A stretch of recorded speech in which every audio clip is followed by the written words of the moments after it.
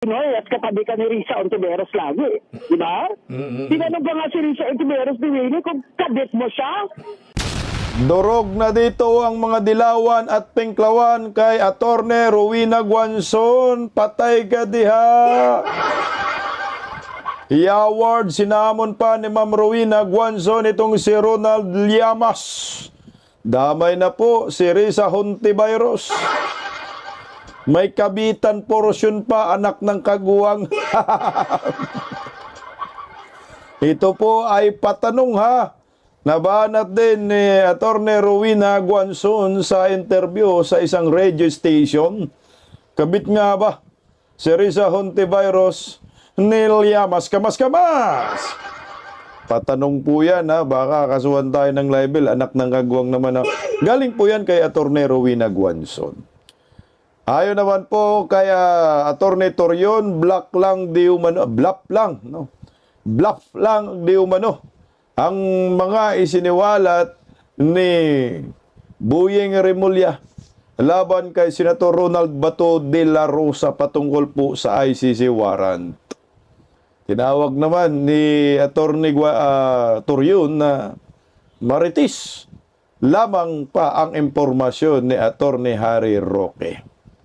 Reporters na budol ni Bungit. Animal na Bungit, meron na namang podcast interview.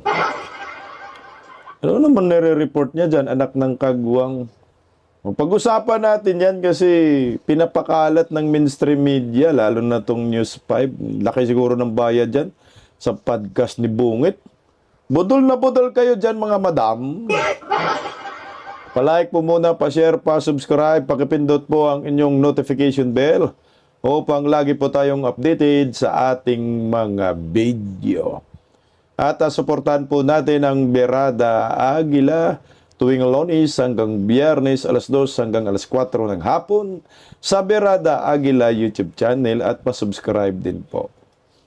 Malapit na. Pasko. Kunti na lang, Pasko na. Ilang araw na lang ba? Mga kababayan ko, pag-usapan po muna natin yung warla. Warla na ni Attorney Rowena Guanzon at ni Ronald Kamas-Kamas. Paano pa kasi ito si Ronald Llamas kasi? Binanatan agad ng binanatan si Attorney Rowena Guanzon. Doon nga sa insidente sa Rockwell. Pero ang problema kasi dyan, Llamas, bumanat ka kay Ma'am Rowena Guanzon. Meron palang mga hawak na alas si Ma'am Rowena Guanzon laban sa iyo. Kagaya na ho itong mga katanungang, kabit mo ba si Risa Hontiveros? Ayan. Patanong yan ha. Kaya naman siguro ang purpose lang nila yan, siraan si Attorney Rowena Guanzon kasi nga kumakampi sa mga Duterte. Okay. Ito po ay interview sa isang radio station na kay Ma'am Rowena Guanzon. Hindi po natin gawa-gawa yan, anak ng kaguwang. Ito, pakinggan po natin ang naturang interview sa radio station kay Ma'am Rowena Guanzon, kung saan hinamon po niya dito si Ronald Llamas kamas-kamas. At talaga naman, binira ng todo at minura pa. Ito, pakinggan po natin. Kaso pinagkontestahan ako ng mga akbayan. O ay mga akbayan, tumigil nga kayo dyan ha. Ito naman si Llamas, post na siya na, ay buwaba self-esteem ko, wala akong Rolex at wala akong Gucci. O Llamas, marami ka namang baril. Bakit nababa ang self-esteem mo? Di ba tanuli ka ng illegal possession ng firearms? O di ba Llamas, tanuli ka ba nga bumibili ng mga fake na DVD? Mahirig pala sa pirata, Ma'am Rowena Guanzon. Ang tanong ko dito, bakit maraming armas si Ronald Llamas? Doon muna tayo sa armas. Kasi yung una kasi na pag-usapan natin dito, yung patungkol kay Llamas, kagabi yata yun, post lang ni Attorney Rowena Guanzon na nahulihan pala ng baril itong si Llamas. Bakit siya nahulihan ng baril? At gaano karaming baril yan? Mga armas ha, sabi mga armas oh. Ibig sabihin marami. Pag sinabi mong armas, baka maahabang armas. Saan gagamitin ni Ronald Llamas ito? Ito Nakabase lang po tayo sa pahayag ni Attorney Rowena Guanzon na nahulihan ka ng mga armas. Gaano karami kasi na armas na nahuli sa kanya? At bakit nag-armas ng ganun si Ronald Llamas? At natuloy ba, nasampahan ba ito ng kaso nung pagkahuli ng mga armas? At kailan po nahuli? Kung nahuli ho ito sa panahon, kaninong panahon? Kung panahon ni Pino yan, absuelto. Kasi bata man ni Panot yan, di ba? Dito naman tayo sa DVD. Nahulihan daw ng peking DVD. Kasi nga nung unang panahon kasi uso yung mga DVD. Meron pa bang DVD ngayon? Mukhang wala na, no? Uso yan, nung unang panahon Panahon ni San Pedro. DVD, yan. Uso po yan. So, nakasuhan din siguro si Llamas kamas-kamas dyan, no? Ibal Llamas. Ganun talaga. Pag mga dilawan, mga salot sa lipunan. Kakampi ng mga komunista, mga salot talaga. Malaking problema ni Llamas dito kasi maraming alam si Attorney Rowena Guanzon sa pagkatao ng Buplax na ito. Ang pinakamatindi yung kay Hontiveros. Tuloy natin. Oo, ano bakit naman kung wala ka Rolex, wala kang Gucci, bababa ang self-esteem mo? Kasalanan ko ba Llamas? Kung mayaman talaga ako? Hindi ka naman ninakaw yung Rolex at Gucci ko ha. Kung ikaw mag-Rolex, ay maghihinaga talaga kami na ninakaw mo yan. Kasi ano ba naman ikaw? May Rolex pala talaga at may Gucci si Ma'am Rowena Guanzon. Kaya naman Llamas Meron, hindi naman daw nakaw. Tsaka pinaghirapan niya. So kung si Llamas ang magsuot ng Rolex, maghinala. Tao. Buka kali kasi ni Llamas parang terorista Terorista sa Lord of the Rings. Nga tuloy. Meron. Takin na naman talaga naman. Merong relos. Sumikat ka lang ng presidential assistant ka. May Pinoy at katabi ka ni Risa Ontiveros lagi. Diba? Tinanong ba nga si... Talaga lang. Sumikat, presidential assistant pala ito, si Llamas. No? Ni Pinoy, pangit daw. At katabi lagi daw ni Risa Ontiveros. Ayan. Ang mag-ibigay sadyang ganyan. Iwala sa isa't isa at kay Buplax. Single ba si Senador Risa Ontiveros? Single, no? Maganda daw si Risa Ontiveros, kabataan daw. Pero nung yung maglulupa pa si Senador Risa Ontiveros, swangit yung panay sa kalsada, nakikita mo si Risa Ontiveros, nagrarally, makibaka! Lagi yan sa kalsada si Risa Ontiveros. Ang itim niya that time, no? Itim-itim talaga siya. Pero nung medyo naambo na ng PhilHealth funds, napunta sa PhilHealth, putangin na bilyonis nga yung yung controversial. Ilang billion ba yun? 9 billion? Patungkol sa PhilHealth funds, nawala. Hindi nga may paliwanag Ayun. Gumanda si Risa Ontiveros ngayon. Maganda ba si Madam Risa? May tsura. Kasado na rin kahit papano. Pero ito yung issue. Tanong na yan. Risa Ontiveros din kung presidential assistant ka. May Pinoy at katabi ka ni Risa Ontiveros lagi. Diba? Tinanong ba nga si Risa Ontiveros din kung kadit mo siya? O anong Llamas? Kabit mo ba daw? Putang ina, sagutin mo yan, Llamas. Si Willie, di ba sabi? Tinanong pa nga ni Risa si Willie kung kabit mo siya. Papatol si Risa kay Llamas. Sabagay, ang mga dilawan kasi, kung pareho ang pakikibaka, kahit swangit yung lalaki, goods na rin. Kasi ang nila basehan, pareho tayo ng political color. kakampi tayo. Dugtong yung bituka natin. Baka, no? Baka. Kasi, tingnan natin yung may naalala pa ako, senatorial candidate, sino ba yun? Si Hilbay ba yun? Buplax din eh. Yung kalbo, di ba? Pinatulan din ni Agot Isidro yun eh. Muna tayo, showbiz yung datingan natin, ha? Di na pag-usapan lang natin kasi binanatan po ni Atty. Rowena Guanzon Llamas. Dahil nga doon sa insidente sa Rockwell. Tanong nga daw, natanong kung kabit ba, natanong ni Willie, kung kabit ba ni Risa Ontiveros si Llamas. Ayan. Tinanong talaga, Atty. Ayan, baka mamasamain na naman ng Dilawan Pinklawan. Yan ang patanong. So, ang makakasagot dan, si Senador Risa Ontiveros. Putang ina, akala ko ba, Madam Risa, ang linis mo. Ang dumi pala. At ang makakasagot niyan si Ronald Llamas. Ronald Llamas, wala siyang sagot dyan, ha? Kasi December 8 ang bidyong ito. Sana, Ronald Llamas, sagutin mo kung totoo ba yung paratang sa'yo ni Atty. Rowena Guanzon kung kabit kayo ni Risa Ontiveros. Kaya ikaw rin, Senador Risa, sagutin mo rin. Wala namang masama kung sagutin. Ito ay katanungan lamang kasi ito ay public interest, Senador Risa. Kasi senador ka no? Binoto ka ng mga Dilawan komunista, Pinklawan, nanalo ka. So ito may issue ngayon. Sampang kita sa ethics complaint. Ang tanong lang naman kung kabit mo ba daw si Ronald Llamas.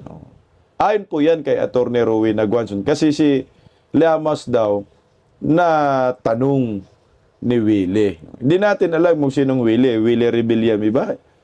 Willie man sabi, di ba Willie? Natanong nga Willie na kung kabit mo ba si Risa Ontiveros o kung kabit mo ba si Llamas. Ayun. Tanginang kabitan na yan. Immoral yan, sir. Mga ganyan.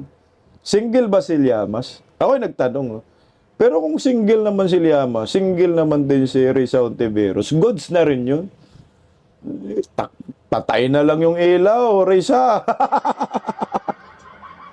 Goods na rin yun. Kung parehang single. Pero kung may asawa si Ronald Llamas, pero alam ko si Risa Ontiveros, single yan. Yan tayo magkakaproblema. Talagang kabit-kabit ang nangyayari. Iyak kayo ngayon kay Ma'am Rowena Guanzon. Tuloy, But, alam mo Dio, ako, Yes, ma'am. I'm very, very friendly. Politiko din naman ako, nag-commissioner ako, lahat ng mga ito mga nagtingin ng tulong sa akin. Sige, magbangayan tayo. Sasabihin ko sa public, yung mga iba dyan sa inyo, you try to bribe me, try to yung tangina, magbangayan tayo. Sabihin ko yan sa inyo, you try to bribe me. So yung mga Dilawan, ito na yon, mga makabayan, akbayan, tangkang susuhulan pala siya. Nung naging commissioner siya, I think, ito tuloy natin. to bully me or told me to appoint so-and-so in their province. Diba? Diba, Dio? Yes, Kaya ma'am. ako, I have manners, diba? Kaya hindi ko sila gagalawin kung hindi nila ako binibwisit. Ito sila amat wala ka ng trabaho, political analyst ka na bigla. Ay puta, wala ka ng PhD. Mamuti pa yung si Chiangki, at least may PhD yun. Ano ba yung political analyst? Puta, yan yung wala ng trabaho alam mo, Pinagmumura na. Bakit ba nagiging political analyst tong si Llamas, no? Wala namang kasinsense yung mga sinasabi niya. Mas magaling pa mga political vlogger dyan, Yan kasi yung ine-interview lagi ng News 5, News 5 yung nagpapasikat dyan, sa kay Llamas, Kaya sinasamba ng mga Dilawan, naniniwala. Pero putang ina, ang layo ng kanyang mga analysis. Tiningnan mo, siguro kasi nagiging political analyst dahil anti-Duterte, bumabanat sa mga Duterte, Dilawan, Pinklawan, wala palang PhD ang Buplax na yan. So anong sense na magiging political analyst ka? Anong, parang kakayanan mo na mag-analyze ng pagdating sa politics?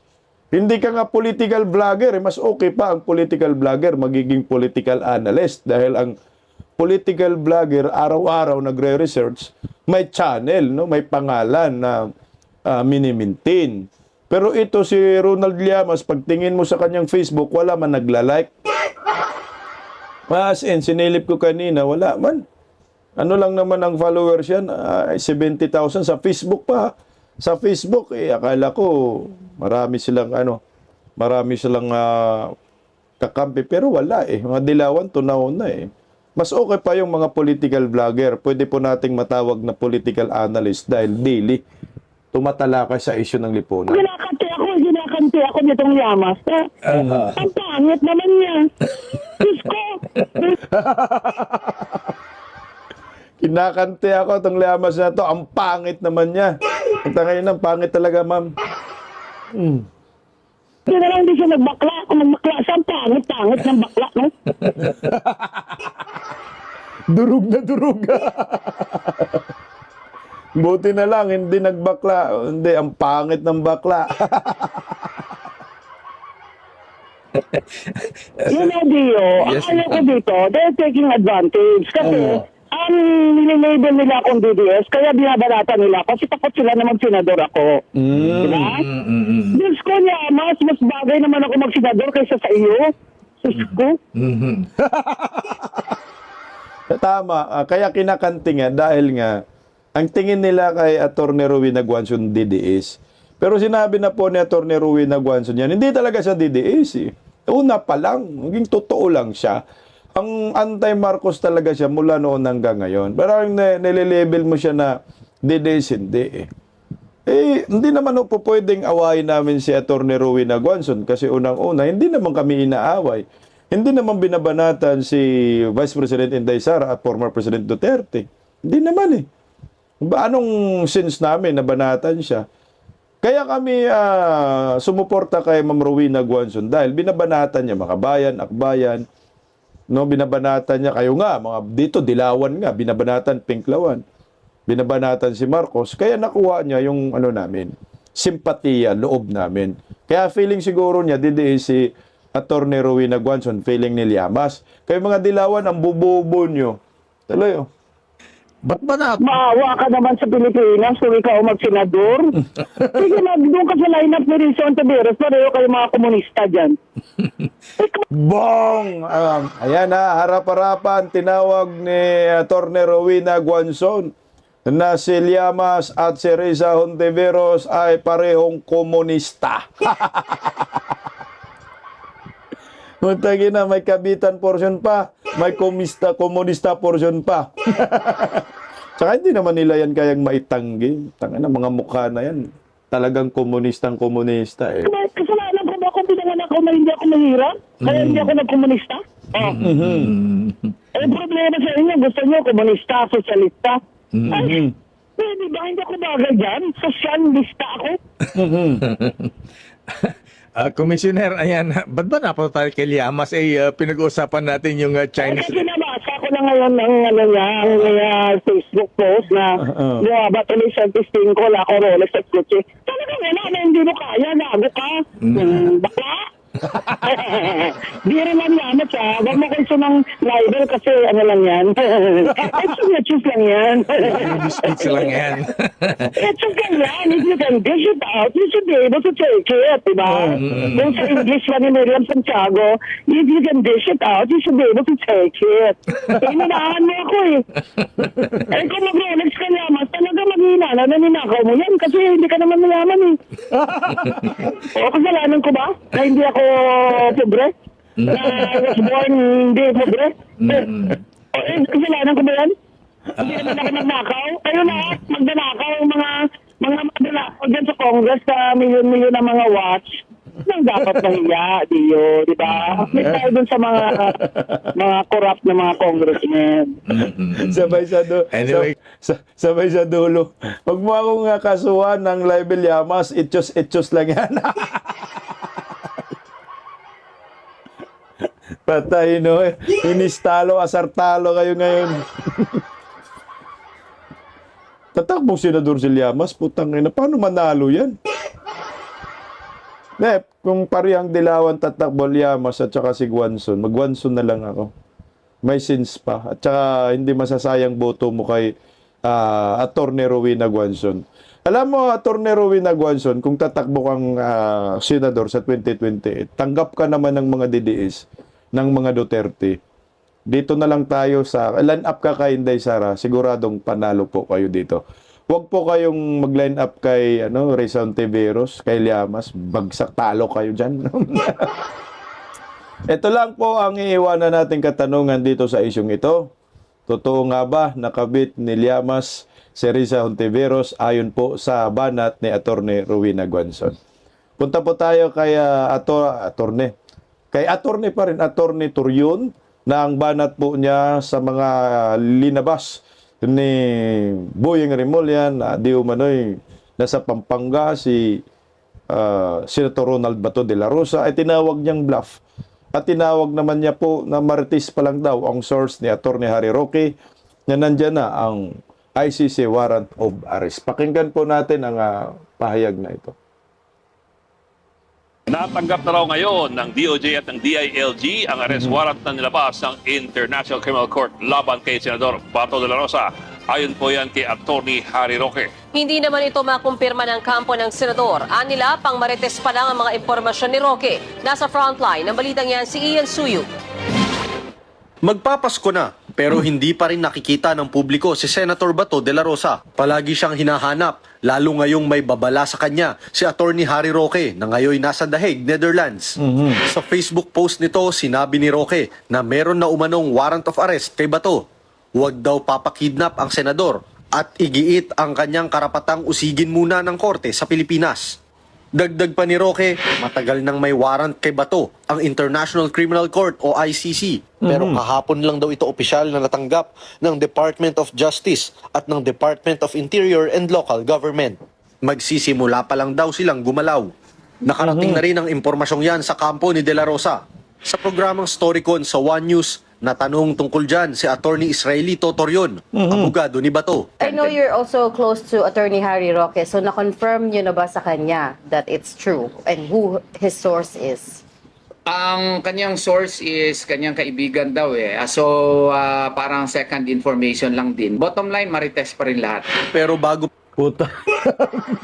Marites daw, Attorney Harry Roque. Oh. Second source, no? Second information. Sino yung kaibigan niya yun? Dapat banggitin rin niya, kasi warrant lang naman yan, hindi naman yan, pagsasabi ng kung kasiraan ng isang tao. Sino yung source? Tuloy, Bago pa man ang balita ni Roque, matatanda ang noong November pa lang, mismo si Ombudsman Boyeng Remulla na ang nagsabing may arrest warrant na si Bato. Kinabukasan, hindi kinumpirma ng ICC kung meron na nga bang arrest warrant. Pati ang DOJ, wala rin daw natatanggap na kopya ng warrant. Gayon din ang DILG. Sa kabila niyan, noong November 13, naghain ng petisyon sa Korte Suprema ang kampo nila De La Rosa para hilingin na harangin ang umano'y ICC warrant. Ngayon, muling nanindigan si Ombudsman Remulla na totoo ang arrest warrant. Iginiit niyang hawak niya ang unofficial copy nito. Dagdag pa ni Remulla, huling nakita ang senador sa Pampanga. Pero sabi ni Torion, bluff yan ni Remulla. Ano naman si Ombudsman Remulla, lahat ng information nandyan sa kanya. Pero kung tatanungin mo, ayaw ibigay. Correct. Baka ginawa naman yun para mabulabog si Senator Bato at mag-move kaagad at ma-monitor na nila. Ang tawag namin yan, bluff. Kung wala nga sa Pampanga, nasaan nga ba si Bato? You still don't know where Senator De La Rosa is? Affirmative, ma'am. Affirmative. And I don't want to know also. I'm not asking. So that I will not Oh, kaya be nga, I able know, to but lie to you if you will ask yun me. ang- Hindi ako magsisinungaling po. Sakali namang totoo ngang may arrest warrant na kay De La Rosa at makukulong siya sa The Hague kasama ang dating Pangulo, sana raw ay payagan si Bato na makapag-participate sa posibleng impeachment laban kay Vice President Sara Duterte. And I do hope and pray that if such happens, Senator Bato would still be allowed to participate in any impeachment proceedings against the Vice President of the Republic of the Philippines. Sa kabila niyan, hindi muna nagkomento ang ICC sa mga anilay espekulasyon. Lahat daw ng court records ay nakapublic sa ICC website. Maging ang abogado ni dating Pangulong Rodrigo Duterte na si Attorney Nicholas Kaufman, wala raw impormasyon sa umano'y arrest warrant kay Bato de la Rosa. Nagbabalita mula sa Frontline, Ian Pwede rin yung sinabi ni Attorney Rowena Guanzon, Attorney Torion na bluff para sa akin Ang purpose yan para hindi magpakita si Bato, no?